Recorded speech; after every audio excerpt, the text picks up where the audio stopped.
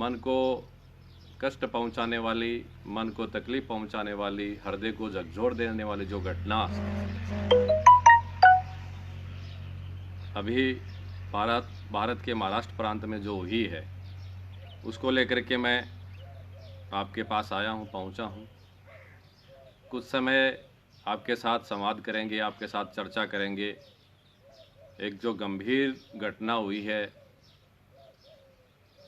पूरे धर्म के सिस्टम को हिलाने वाली जो घटना हुई है, उसको लेकर के हम आपसे चर्चा करेंगे। आप सभी लोग कुछ समय मेरे साथ इस लाइव पे बने रहें। अन्य जो अपने मित्र हैं, अपने से विचार रखने वाले लोग हैं, उनको भी आप कुछ समय चर्चा करते हैं, उनको भी जोड़िए, उनको भी शेयर करिए, ताकि एक हम सब लोग बैठ करके इस लॉकडाउन में लाइव के माध्यम से बैठ करके कुछ चर्चा कर पाएँ और अपनी जो जिम्मेदारी है धर्म के प्रति, उसको किस तरीके से निर्वहन करना है इस संकट की घड़ी में, उसके लिए कोई विचार, कोई भाव, कोई निर्णय हम कर सकें। इसलिए कुछ समय अपन चर्चा करेंगे। भारत देश की वो भूमि महाराष्ट्र, जहाँ छत्रपति शिवाजी हुए, जिन्होंने भगवान के लिए अपना तन, अपना मन, अपना प्राण, अपना रोम रोम, अपना जीवन का समय समय उन्होंने समर्पित किया और वो इतिहास में अमर हो गए। ऐसे वीर धर्म योद्धा छत्रपति शिवाजी की जो सिंचित तपस्या से भूमि है, अनेकों भक्तों से जो सिंचित भूमि है, एकनाथ जी से लेकर के, समर्थ गुरु से लेकर के, विठल भगवान से लेकर के, ऐसे वीर योद्धाओं की, धर्म से समर्पित भक्तों की जो भूमि महाराष्ट्र है, उस महाराष्ट्र भूमि में जो घटना हुई है, उस घटना के बारे में आपको विस्तार से बताने की आवश्यकता नहीं, लेकिन आखिर क्यों हुई, कैसे हुई, क्या कारण हुआ, ऐसी स्थितियां क्यों बनी और ये कब तक चलता रहेगा, इस पर बहुत ही विस्तार से और बहुत ही गहनता से चर्चा करने की और निर्णय करने की आवश्यकता है। सबसे पहले तो देखो, ये स्पष्ट करने की आवश्यकता है कि हजारों वर्ष पुरानी जो संन्यास परंपरा है और संतों की सबसे पुरानी संप्रदाय 10 नामी संन्यास जूना अखाड़े की जो परंपरा है, जिनकी स्थापना सिर्फ और सिर्फ इसलिए हुई थी कि सनातन धर्म की रक्षा हो। आदि जगत गुरु शंकराचार्य जी ने संन्यास धर्म का, 10 नामी संन्यास धर्म का स्थापना और उनका निर्माण ही इसलिए किया था कि सनातन धर्म की रक्षा हो।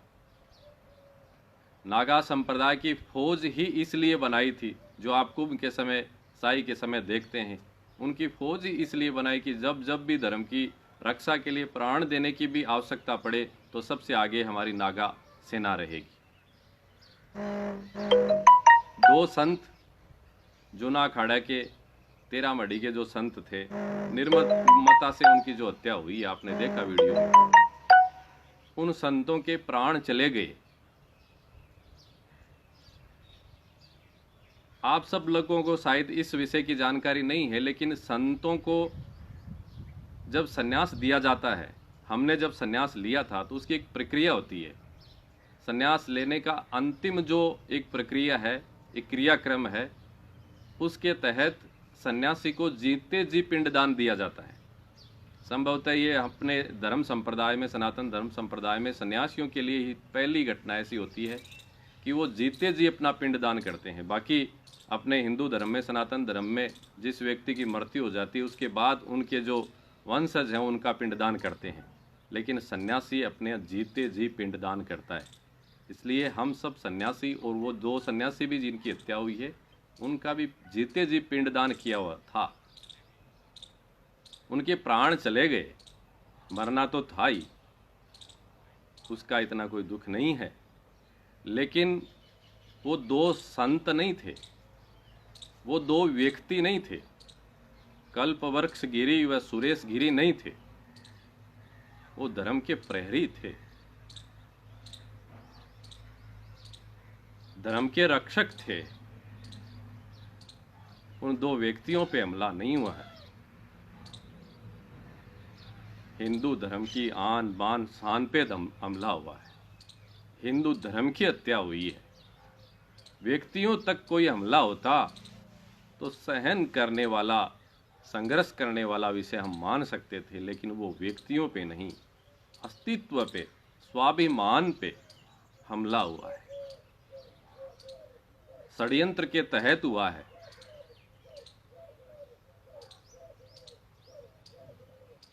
जब से ये घटना हुई है, आप सब, पूरा संत समुदाय, भारत सहित पूरे विश्व के सनातनी लोग दुखी हैं, व्यथित हैं। ऐसा क्यों हुआ? आखिर करें क्या? स्पष्ट करना चाहूंगा, इस घटना के पीछे षड्यंत्र निश्चित रूप से है, इसमें कोई संदेह नहीं है। जब उस घटना को देखते हैं, काफ़ी सारे ऐसी शंकाएं उत्पन्न होती हैं, काफ़ी सारे ऐसे विषय सामने आते हैं जिनसे लगता है कि निश्चित ये षड्यंत्र था। वो एरिया ऐसा बताते हैं जहां कोई व्यक्ति जा ही नहीं सकता बाहर का।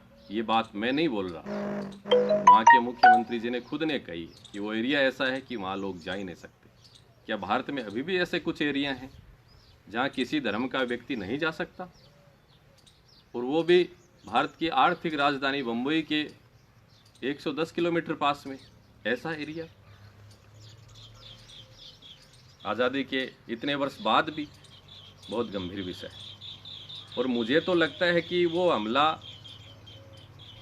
सिर्फ और सिर्फ इसलिए हुआ है कि वो एरिया, वो इलाका, वो जगह ऐसी है जिस जगह में रहने वाले लोग हिंदू धर्म, सनातन धर्म और भगवान को देख कर करके ही चिढ़ते हैं।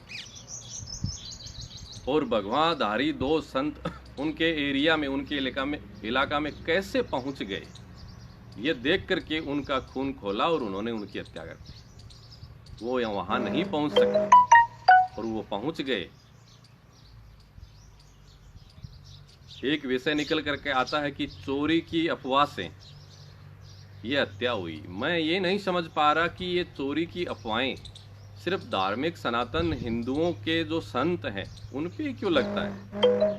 क्या और ऐसे धार्मिक गुरु या कोई ऐसे अन्य लोगों पे चोरी का इल्जाम कभी क्यों नहीं लगता? बच्चों को उठा करके ले जाने वाला षड्यंत्र ये सिर्फ भगवाधारी साधुओं पे क्यों लगता है? खैर, ये बहुत लंबा षड्यंत्र है जो हम समझ भी नहीं पाएंगे। 2000 पहले तक ऐसे अनेकों षड्यंत्र थे जो हमारे सामने नहीं आए, कुछ निकल करके अब ये षड्यंत्र आ रहे हैं। हम खुद उन षड्यंत्रों में पहले फंसे हुए थे। बहुत दुखद घटना हुई है, बहुत ही दर्द देने वाली घटना हुई है।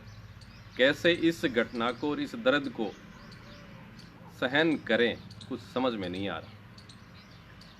गनीमत समझो, हिंदुस्तानी और राष्ट्रवादी और विशेषकर संत अनुशासन को पालने वाले होते हैं। लॉकडाउन चल रहा है इसलिए वो अनुशासन में बैठे हैं। अभी भी किसी भी धार्मिक स्थल में इतना कुछ होने के बाद भी ऐसी कोई घटनाएं न हुई जिनसे अनुशासन टूटा माना जाए, कानून की अवहेलना मानी जाए, लॉकडाउन के पालन की अवहेलना मानी जाए। ये अभी तक किसी भी आश्रम में नहीं हुआ है। अगर लॉकडाउन नहीं होता तो किसी सरकार से मांग करने की आवश्यकता नहीं होती थी कि उनको सजा दो। हमारे अखिल भारतीय अखाड़ा परिषद के जो अध्यक्ष हैं पूजनीय नरेंद्र गिरि जी महाराज, उन्होंने बाकायदा निर्देशित कर दिया और बाकायदा घोषणा कर दी और कह दिया, उन्होंने बयान जारी कर दिया, उन्होंने घोषणा कर दी कि 3 तारीख को और जिस दिन भी लॉकडाउन खुलेगा, भारत के सभी अखाड़ों के संत और नागा साधु महाराष्ट्र कूच करेंगे। ये बयान आपने भी सुना है। और मैं आपसे आग्रह करूंगा कि इस घटना के विरोध में जो भी आंदोलन करना है, जो भी मूवमेंट चलाना है, वो सिर्फ और सिर्फ अखिल भारतीय अखाड़ा परिषद के नेतृत्व में ही चलाना है। बहुत बार ऐसे होता है कि हम अलग अलग टुकड़ों में अपनी जो संगठन की शक्ति है उसको बिखेर के अपन कमज़ोर हो जाते हैं। इसलिए उन्होंने निर्देशित किया है, उन्होंने कहा है, उन्होंने बयान जारी किया है और उनके नेतृत्व में ही जो करना है हम सबको करना है। जैसे ही लॉकडाउन खुलता है, उनका निर्देश होता है, सब लोग वहाँ महाराष्ट्र और उस गांव में जाने का विचार बन रहा है, बनेगा भी। लेकिन विशेषकर जो मैं आज एक बात लेकर के आया हूं वो ये है कि ये लड़ाई लंबी है, ये संघर्ष बहुत भारी है। हिंदू धर्म और हिंदुस्तान एक बारूद के ढेर पे बैठा है। ये आप सब लोग पिछले कुछ वर्षों में महसूस कर रहे हैं। इस बारूद के ढेर पे बैठ करके इस बाहरी लड़ाई को लड़ना चुनौती से कम नहीं है। इसलिए हम सबको गंभीरतापूर्वक विचार करके प्रत्येक भारतीय को, प्रत्येक सनातनी को, प्रत्येक राष्ट्रवादी को निर्णय करना पड़ेगा कि इसमें मेरी क्या भूमिका हो सकती है और इसमें मैं क्या कर सकता हूं। जो षड्यंत्र हो रहे हैं उन पे चर्चा करेंगे और उनके लिए अपन को कैसे सजग रहना है, कैसे समझना है, उस पे कुछ समय मैं आपके साथ चर्चा करूंगा। देखो, सबसे पहले तो अपन सताओं के षड्यंत्र में पिछले 70 सालों से फंसे हुए हैं, इसमें कोई दो राय नहीं है। मैं स्पष्ट करना चाहूँगा किस तरीके से हम सताओं के षड्यंत्र में हम फंसे हुए हैं, उसकी ओर मैं षड्यंत्र करना चाहूँगा। और मैं कल भी बोला था और आज भी कह रहा हूँ कि इस घटना से पहले मैं बहुत मर्यादा रखता था कि धर्म की रक्षा की लड़ाई के लिए कभी भी कोई बात आए तो हमें आपा नहीं खोना है, मर्यादा से बाहर नहीं जाना है। लेकिन इस घटना ने मुझे झकझोर दिया और मुझे ऐसा लगा कि इस मर्यादाओं में रह करके हम अपना अस्तित्व कब तक बचा पाएंगे। सामने का जो दुश्मन है वो लड़ाई के समय कोई मर्यादा नहीं देखता है और हम मर्यादा में बंधे हुए देख करके उससे कैसे लड़ेंगे? नहीं लड़ पाएंगे। इसलिए कुछ मर्यादाएं टूटती हैं तो भी टूटेगी। शिवसेना एक ऐसी पार्टी थी इस देश में जो हिंदू धर्म के लिए, हिंदुत्व के लिए और भगवान के लिए लड़ने में सबसे आगे थी। यहां तक कि बीजेपी से भी आगे थी। आप सब जानते हैं, बताने की आवश्यकता नहीं है आज उसकी क्या नौबत है। उसी शिवसेना के जो मुख्यमंत्री जी ने कल क्या बोला कि ये सांप्रदायिक रूप नहीं दें इस घटना को। ध्यान देना आप इस विषय पे। उन्होंने ये कहा है कि ये जो घटना हुई है, साधुओं को मारा है, इसको सांप्रदायिक रूप ना दें। अरे, उस व्यक्ति को लज्जा नहीं आई ये बात बोलते हुए? अरे, जिस पार्टी का अस्तित्व है और जिस पार्टी का जन्म ही सांप्रदायिकता पे हुआ है, उन्हें बोल रहा हूं, जिस पार्टी का जन्म, जिस पार्टी का बीज, जिस पार्टी की स्थापना ही सिर्फ और सिर्फ सांप्रदायिकता के तौर पे हुई है, वो पार्टी आज ये बोल रही है 2 साधुओं की हत्या के बाद कि इसको सांप्रदायिक रंग ना दें। क्या कोई साधु के प्रति आस्था रखने वाला व्यक्ति मार सकता है? कभी नहीं मार सकता। साधु को जो आस्था उस पे नहीं रखता है और जो उसको विरोधी मानता है, उसको दुश्मन मानता है, वो चाहे किसी भी पंथ, संप्रदाय, जाति, पार्टी को मानने वाला हो, वही मार सकता है। और उन्होंने ही मारा है। इसलिए सांप्रदायिक घटना कैसे नहीं है? ये षड्यंत्र है जो मैं कह रहा था कि हम सताओं के षड्यंत्र में फंसे हुए हैं ना, यही षड्यंत्र है। इसलिए किसी सताओं के भरोसे हम अपने धर्म को बचा लेंगे, असंभव है। और दूसरा एक बहुत बड़ा विचार और एक सोचने वाली बात है जो मैं बताऊंगा तो हो सकता है थोड़ा आपको समझ में भी नहीं आए और बुरा भी लगे और तकलीफ भी हो, लेकिन ये कड़वा सत्य है। सुनना पड़ेगा, समझना भी पड़ेगा। जब से वर्तमान सरकार आई है 2014 में, उसके बाद से बहुत सारे ऐसे कार्य हुए हैं जिनको राष्ट्र को आवश्यकता थी। वो निर्णय राष्ट्रवादी हैं, राष्ट्र भाव से समर्पित हैं। हम सब उस निर्णय से खुश भी हैं, इसमें कोई संदेह नहीं है। 370 हो, CAA हो, अयोध्या मंदिर का मामला हो, अनेकों ऐसे कार्य हो, इसमें कोई संदेह नहीं। लेकिन जब मैं मेरे धर्म के प्रति ऐसा कोई विषय देखता हूं कि ऐसा कौन सा निर्णय हुआ जिसको हम धर्म से जोड़ करके देखें, कोई ऐसे निर्णय दिखते भी नहीं है जिसमें सबसे पहला और सबसे बड़ा निर्णय पूज्य वेद लक्षणा गोमाता की हत्या का निर्णय है। अभी तक उस पर प्रतिबंध लगने की बात तो दूर, कोई चर्चा नहीं होती है। ऐसा क्यों नहीं हुआ? खैर, ये कोई बात नहीं है, लेकिन मुझे दर्द इस बात का है, अगस्त 2016 में एक घटना हुई थी, जिस घटना का हम विरोध करते हैं वो घटना गलत हुई थी। कुछ लोगों ने कुछ व्यक्तियों के साथ मारपीट की, इस गलत फहमी में कि उन्होंने गाय की हत्या की है, गोमांस ले जा रहे हैं। वो गलत था, उस घटना का हम विरोध करते हैं, और उस घटना का दर्द सत्ता को भी हुआ, सरकार को भी हुआ, और मोदी जी को भी उस घटना का दर्द हुआ। और 2016 में उन्होंने बयान दिया था कि भारत देश में 80% गोरक्षक गुंडे हैं। याद रखना, 2016 में मोदी जी ने उस घटना को लेकर के इतना वो व्यथित हुए थे, इतने वो दुखी हुए थे कि उन्होंने बयान दिया कि इस भारत देश के 80% गोरक्षक गुंडे हैं। ये बात बोली थी उन्होंने। अब कितने प्रतिशत गोवक्त गुंडे हैं ये मैं तो नहीं जानता, लेकिन उन्होंने बोली, और सभी प्रदेश सरकारों को उन्होंने डोजियर बनाने का निर्देश दिया। और उस बयान का हश्र ये हुआ कि गौ रक्षा दल के प्रमुख सतीश जी शर्मा सहित अनेक गोभक्तों को बिना किसी कारण, बिना किसी गलती के जेल में डाला गया, जेल में रहे।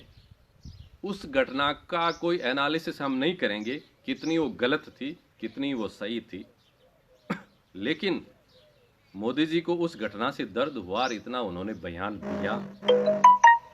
16 तारीख को ये घटना हुई, आज 21 तारीख हो गई, अभी तक किसी भी प्रकार का मोदी जी के द्वारा न कोई ट्वीट आना, न कोई बयान आना। क्या निर्णय हो सकता है, क्या बात हो सकती है, आखिर ऐसा क्यों? ये मेरे मन में सवाल है। मोदी जी बार बार अपने मन की बात हम सबको सुनाते रहते हैं। क्या आज लाखों संतों के मन का दर्द और मन की बात और मन की पीड़ा उनको नहीं सुन रही? लाखों संतों के नहीं, करोड़ों संतों के अनुयायियों का दर्द क्या उनको एहसास नहीं हुआ? मानते हैं वर्तमान में संकट की घड़ी है, लेकिन कुछ तो सांत्वना के दो शब्द, कुछ तो ऐसे दो शब्द जिससे वो दर्द कम हो, बोलने चाहिए थे कि नहीं चाहिए थे? ऐसा क्यों हुआ मुझे नहीं पता है। वो रणनीतिकार हैं, वो राजनीतिज्ञ हैं, उन्होंने देश को बहुत आगे बढ़ाया है। कुछ अच्छाई सोच के उन्होंने नहीं बोला होगा, लेकिन मेरे ये बात गले नहीं उतर रही है, मुझे इस बात की तकलीफ है। और वो जो मैं कह रहा था ना, षड्यंत्र वाली बात, कि हम सताओं के षड्यंत्र में कैसे कैसे फंसते हैं, यहाँ भी कुछ न कुछ उसकी बू आ रही है। भक्तों, मोदी के समर्थकों को जो नाम दिया गया भक्तों, उसकी ओर मैं संकेत कर रहा हूँ। भक्तों, भक्ति भगवान के प्रति होती है, किसी व्यक्ति के प्रति नहीं। और वर्तमान के राजनेताओं के प्रति तो भक्ति कतई ही नहीं हो सकती।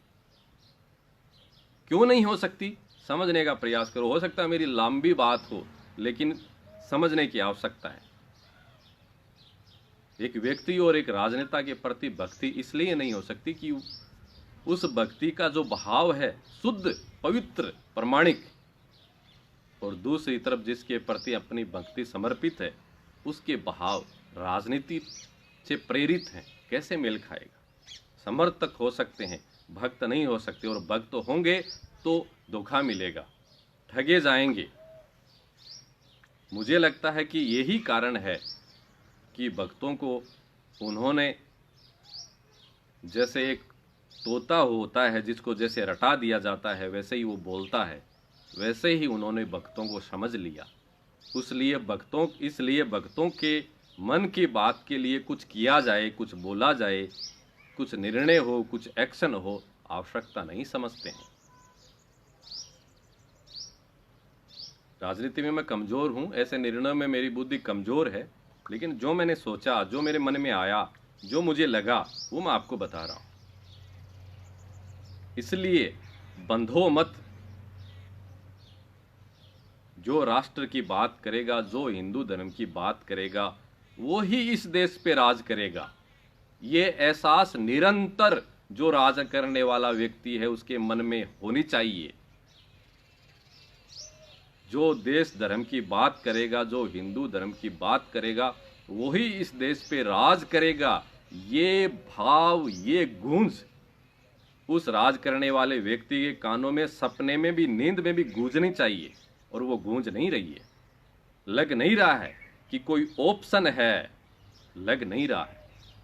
लगाना पड़ेगा कि कोई भी हो आप, नहीं तो हिंदुस्तान की माओं की कोख अभी ऐसी हुई नहीं है कि उन्होंने राष्ट्रभक्त पैदा करने बंद कर दिए। बहुत सारे ऐसे व्यक्ति हैं कि जो कार्य आप नहीं करेंगे तो वो करने को आतुर हैं, और हम उनको भी जिम्मेदारी सौंप सकते हैं। ऐसा भाव जब तक सत्ताधारी के मन में नहीं होगा, वो मन की पीड़ा नहीं सुनेगा।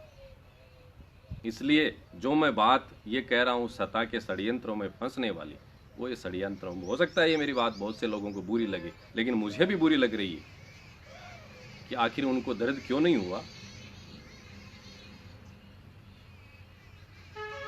और हिंदू धर्म आज से नहीं, वर्षों से, आज़ादी के पहले से षड्यंत्रों में ही फंस फंस के अपना नाश कर रहा है, इसमें कोई संदेह नहीं है।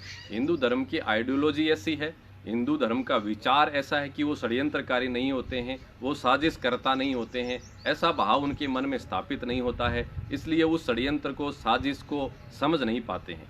किसी की हिंसा नहीं करते, किसी की निंदा नहीं करते, किसी को दुख नहीं पहुंचाते। इसलिए जो विरोधियों द्वारा जो षड्यंत्र हो रहे हैं उनको हम समझ नहीं पाते हैं। हमको जातियों में बांटा गया, हमको पंथों में बांटा गया, हमको क्षेत्रों में बांटा गया, और हमको इस तरीके से तोड़ा गया कि संगठन की जो अपनी ताकत थी उसको छीन बीन कर दिया गया। बहुत सारे विषय हैं, मैं आपके कमेंट नहीं देख रहा हूं, मैं मेरी पहले कुछ बात कर लूं, उसके बाद में आपके कुछ कमेंट भी देखेंगे, उन पे भी चर्चा करेंगे, लेकिन फिलहाल मैं उन पे चर्चा कर रहा हूं। इसलिए ये लड़ाई लंबी है, षड्यंत्र समझने पड़ेंगे। और सबसे बड़ी बात अपने को ये भी समझना पड़ेगा कि हिंदू धर्म का और इस भारतीयता का और विशेषकर मानवता का, देखो स्पष्ट करना चाहता हूं कि हिंदू धर्म के लोगों की लड़ाई सिर्फ और सिर्फ उनसे ही है जो मानवता के विरोधी हैं। वो किसी भी पंथ संप्रदाय के हो, किसी भी जाति के हो, चाहे वो रामलाल ही हो, चाहे वो रामलाल ही हो, लेकिन वो रामलाल भी अगर मानवता का विरोधी है तो वो हिंदुत्व का विरोधी है, सनातन का विरोधी है, भारतीयता का विरोधी। किस कदर हिंदू धर्म को षड्यंत्र के तहत तोड़ा जा रहा है आपको कल्पना नहीं है। कुछ समय पहले दिल्ली में, कुछ वर्ष हो गए, 2-4 वर्ष हो गए, 2-4 वर्ष पहले दिल्ली में एक आंसू महाराज को गिरफ्तार किया गया था। आंसू महाराज जो पिछले लंबे समय से एक संत का रूप धारण करके और वो हिंदुओं के बीच स्थापित था, उसको गिरफ्तार किया, उसकी पूरी तहकीकात की गई, उसकी जांच की गई, तो पता चला कि वो आंसू महाराज आसिफ था, दूसरे धर्म का था, और एक षड्यंत्र के तहत साधु बन करके वो हिंदू धर्म को तोड़ने मरोड़ने का कार्य कर रहा था। ये एक उदाहरण जो प्रत्यक्ष कानून के तहत गिरफ्तार हुआ है, पुलिस प्रशासन ने उसकी रिपोर्ट दी है, वो मैं उदाहरण आपके सामने रख रहा हूँ। ऐसे आंसू महाराज सनातनियों, हिंदुओं एक नहीं अनेकों हैं। षड्यंत्रकारियों ने अच्छी तरह समझ लिया कि हिंदू धर्म संतों से बंधा हुआ है। हिंदू धर्म के लोगों को जो संत बोल देते हैं, आंख बंद करके हिंदू धर्म के लोग मान लेते हैं। इसलिए उन्होंने एक नहीं अनेकों ऐसे संत स्थापित कर दिए हमारे समाज में, जिनके हजारों नहीं लाखों की संख्या में अनुयायी हैं। वो साधु बन करके हमारे इस धर्म में स्थापित हैं, लेकिन वो विधर्मी हैं। एक बहुत चौंकाने वाला मैं खुलासा आपके सामने कर रहा हूँ, खुले मन से कर रहा हूँ और पूरा होश हवास के साथ कर रहा हूँ, पूरा समझ करके कर रहा हूँ। ऐसा कार्य हमारे हिंदू धर्म में पिछले काफ़ी वर्षों से चल रहा है। कहीं दूर दूर तक वो हिंदू हैं ही नहीं। हिंदू विचार को मानने वाली बात तो दूर की बात, वो कुछ समझते ही नहीं है। ऐसे लोग संत का रूप धार करके, धर्म गुरु का रूप धार करके हमारे धर्म में स्थापित हो रखे हैं, और भोले भाले हमारे हिंदू हजारों की संख्या में उनके चेले चपाटे बन गए। अब कैसे ये हिंदू धर्म बचेगा? सोचो जरा, आप अपने आसपास भी नज़र घुमाओगे और पूरे खुले मन से इस दृश्य को आप देखोगे तो आपको भी कुछ ऐसे तथाकथित धर्मगुरु दिखेंगे। मैंने मेरे घर का जो कमजोरी है, घर का जो षड्यंत्र है, उसकी तरफ मैं इशारा कर रहा हूँ।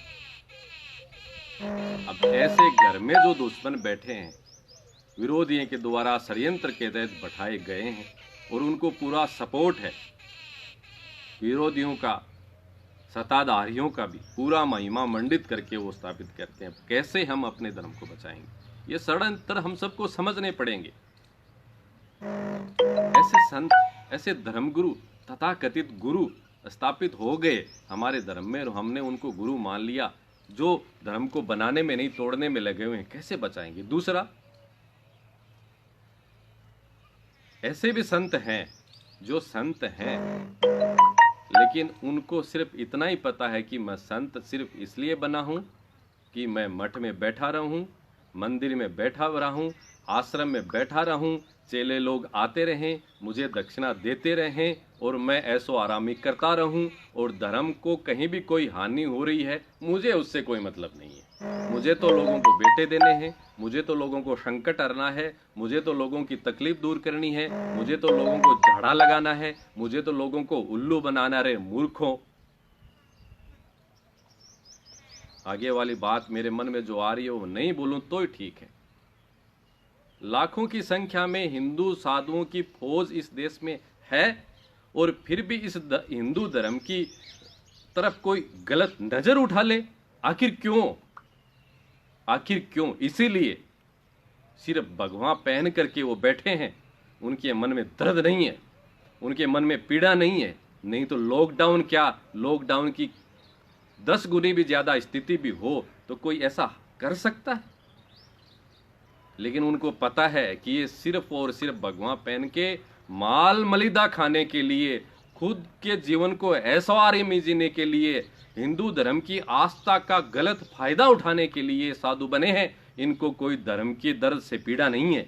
गाय कट रही है तो उनको कोई दर्द नहीं है, संत कोई मर रहा है तो उनको कोई दर्द नहीं है। उनको सिर्फ चिलम चाहिए, उनको सिर्फ जागरण चाहिए, उनको सिर्फ कथा चाहिए, उनको सिर्फ सामने हजारों लोग बैठे हुए चाहिए, उनको सिर्फ लोगों को उल्लू बनाने की बात चाहिए। ये मैं मेरे घर की कमी बता रहा हूं। सत्य है, आज साधु बन इसलिए रहे हैं इस हिंदुस्तान में, और बेरोजगारी के समय में सबसे सस्ता कोई साधन रोजगार का है तो आप 200 रुपये के भगवा कपड़े लेके आ जाओ और पहन लो।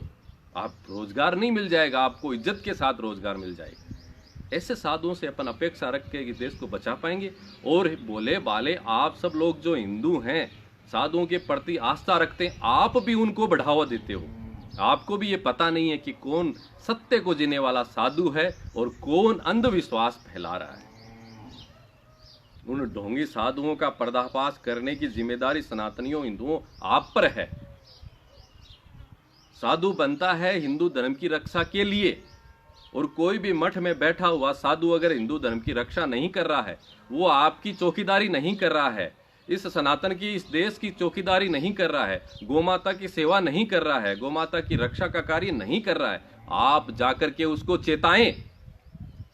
इस अंधी आस्था को अलग हटा करके हिंदुओं आप जाकर के उसको चेताएं कि या तो ये भगवान चोला जो हमारे हिंदू धर्म की आन बान शान है, या तो इस चोले को उतारिए, पैंट शर्ट पहनिए और कुछ भी करिए, और अन्यथा आपको इस हिंदू धर्म की रक्षा का कार्य करना पड़ेगा।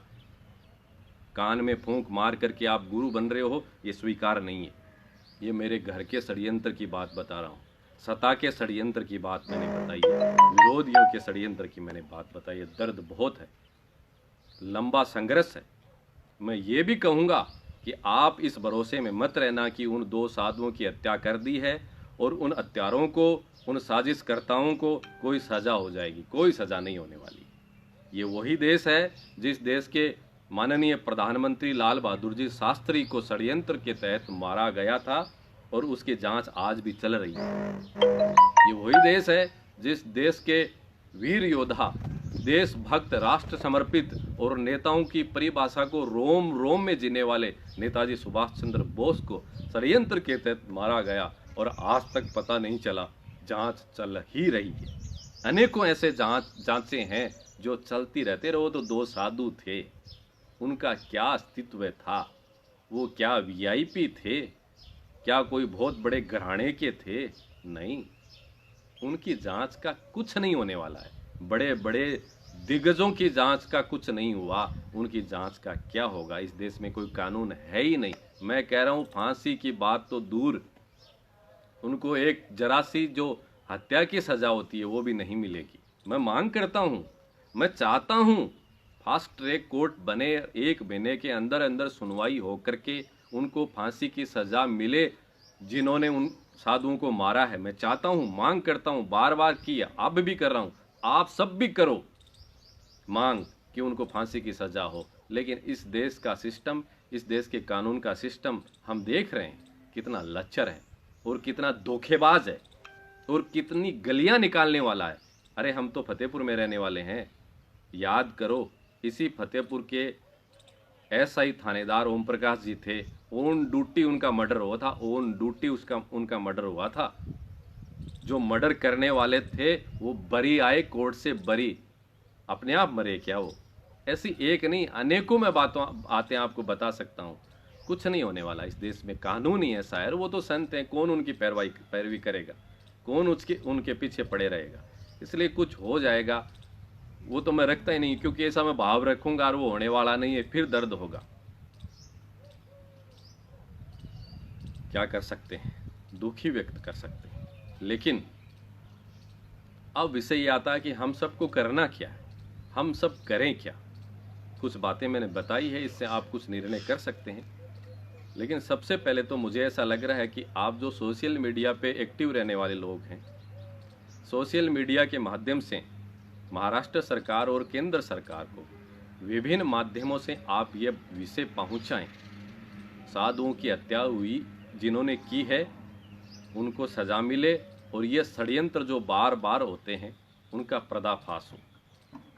देखो, वो एरिया नस्लवादी एरिया है, नस्लवादी लोगों ने ही उनकी हत्या की है।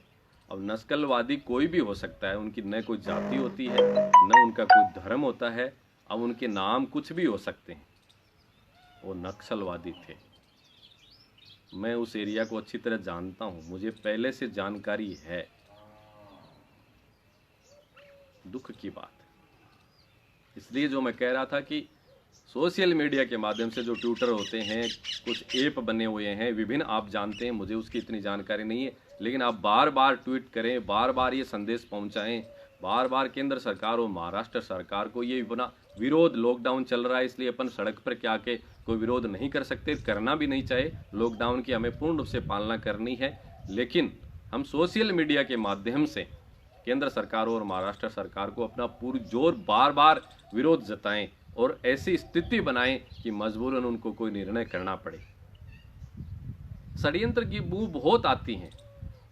यूपी में, उत्तर प्रदेश में हमारे जो योद्धा हैं, डॉक्टर्स, पुलिसकर्मी, सफाई कर्मी, उन पे कोई हमला होता है, उनके साथ कोई मारपीट होती है, तो वहाँ की सरकार एनएसए लगाती है और उनकी जो प्रॉपर्टी है वो जब्त की जाती है। और उसके पड़ोस में एक स्टेट है महाराष्ट्र, उसमें 2 संतों की 2000 की संख्या में लोग इकट्ठे होकर के हत्या करते हैं। वहाँ कोई मकोका नहीं लगता है, वहाँ कोई एनएसए नहीं लगता है, वहाँ अपराधियों की संपत्ति जब्त करने का कोई निर्णय नहीं होता है। क्यों? तुष्टीकरण की पराकाष्ठा। आखिर क्यों? उन अपराधियों पे मकोका लगाने का निर्णय महाराष्ट्र सरकार ने क्यों नहीं किया?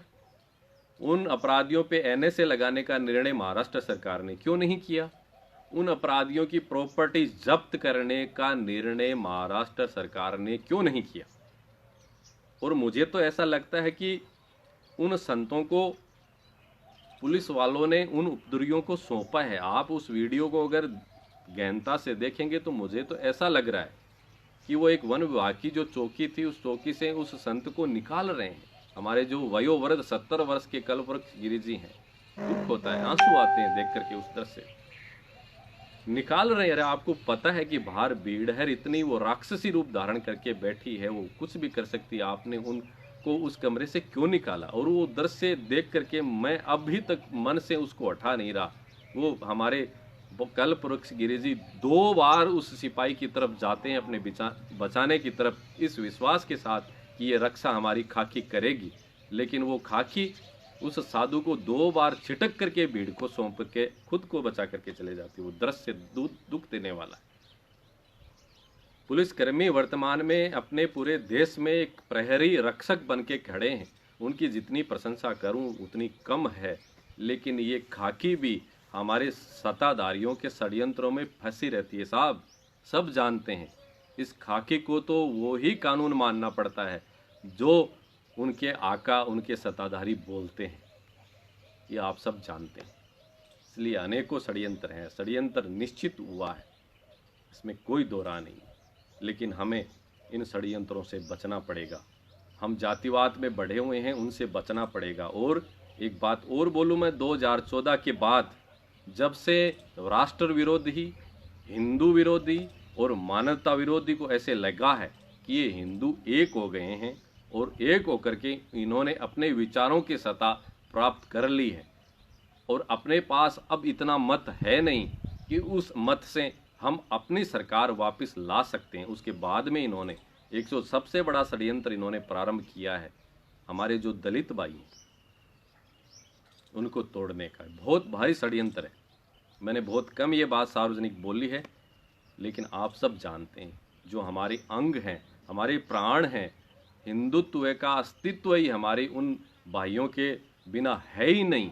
कभी भी उनके साथ ऐसा कोई षड्यंत्र नहीं हुआ जिनसे ऐसा कहा जा सकता है कि आपके साथ तो हिंदुओं ने दुर्व्यवहार किया। कभी ऐसा नहीं हुआ। लेकिन एक सिर्फ प्रोपेगेंडा स्थापित करके, सिर्फ वोट की राजनीति वापस प्राप्त करने के लिए, एक संख्या बल स्थापित करने के लिए, वो दलित भाइयों को हमसे तोड़ने के लिए, दलित भाइयों ही नहीं उससे आगे वो बढ़ करके ओबीसी वर्ग को भी तोड़ करके एक सत्ता वापस प्राप्त करने का जो षड्यंत्र चल रहा, बहुत भारी षड्यंत्र, लंबा संघर्ष, सावचेत होने की आवश्यकता है।